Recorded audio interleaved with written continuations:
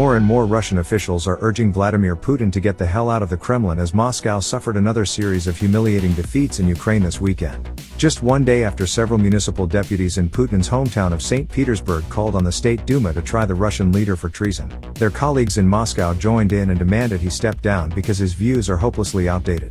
The open letter to Putin from municipal deputies in the Russian capital's Lomonosovsky district started out by seemingly trying to let him down gently, telling him he had good reforms in his first term and part of his second. But then, everything went wrong, the deputies said. The rhetoric that you and your subordinates use has been riddled with intolerance and aggression for a long time, which in the end effectively threw our country back into the Cold War era.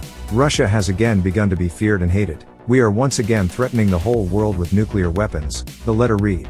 We ask you to relieve yourself of your post due to the fact that your views and your governance model are hopelessly outdated and hinder the development of Russia and its human potential, the deputies said in closing.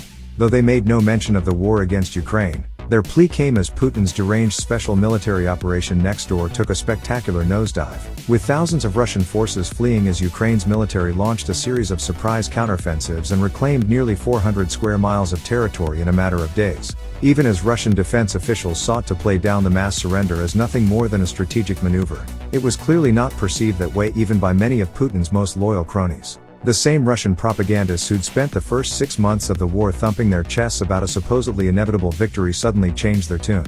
Margarita Simonyan, the editor-in-chief of RT who'd repeatedly called for Moscow to mercilessly obliterate Ukraine, suddenly posted a sentimental screed on Twitter calling for unity between the two nations. In this situation, the best picture of the future is the overall picture of the past. Our shared past, recent. When everyone was together, when there was Victory Day, when there was a parade, when both Russian and Ukrainian were taught, she wrote, waxing nostalgic over a time when wonderful songs were sung both in one language and the other. Even the pro-Kremlin Telegram channels run by Russian military bloggers had a dramatic change of tune as Ukraine claimed new wins Saturday. They began to openly blast military leadership, and Putin personally, for the embarrassing failures.